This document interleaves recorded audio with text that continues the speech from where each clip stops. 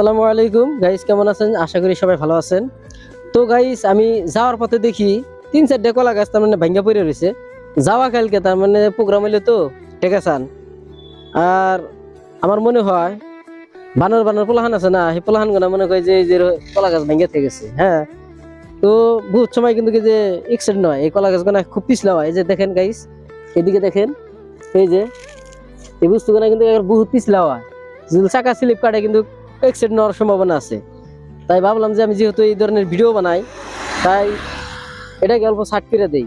বহুত মানুষ দেখছে কিন্তু কেউ সাইড করে নাই। হ্যাঁ, আর আমি ভাবলাম যে এটা সাইড করে দেই যাতে মানুষের দুর্ঘটনা না হয়। এই যে দেখেন, এই জায়গায় একটা ভেঙে থেকেছে। তো এই যে এই জায়গায় দেখেন একটা ভেঙে থেকেছে, কি অবস্থা হয়েছে, একদম পিছলে হয়ে গেছে গা। যদি গাড়ি একটা যায় এক্সিডেন্ট হয়ে যাবো, পিছলে যাবো। ওই যে সামনে একটা ভেঙে থেকেছে, ওইফালে দেখো গাইস, ওই ফেলে দেখো। তো দেখেন আজকালের পোলাহান কিরকম বদমাইশি করে, দেখছেন? জায়গায় জায়গায় জায়গায় জায়গায় কলা গাছ ভাঙে থেকে গেছে। রাত করে তার মানে প্রোগ্রাম হয়তো, এই প্রোগ্রামে যাওয়ার পথে তার মানে এই গোনা কাজ করে আর কি। তো খুব খারাপ লাগে।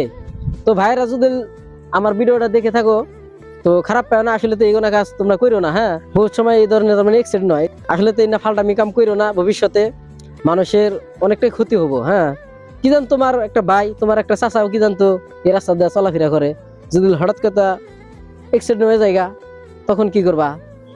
তার জন্য ভাবছি যে যদি প্রোগ্রামে তোমরা যাও একবার সুন্দরভাবে যাবা, সুন্দরভাবে বাড়ি ফিরবে। হ্যাঁ, এই ধরনের কাজ জানি আর করো না।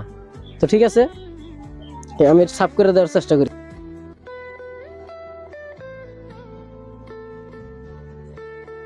কি কমু আর গাইস, মানে কোয়ার মতন কোনো কথা নাই।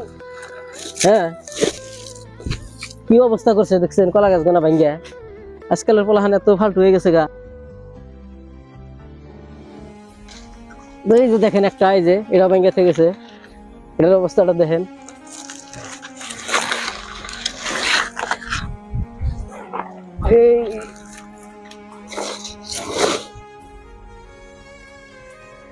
তো যাই হোক গাইস, এই যে দেখেন আগে কিরকম আছিল এখন কিরকম হইলো। মানুষের অল্প হইলে উপকার হবে এখন।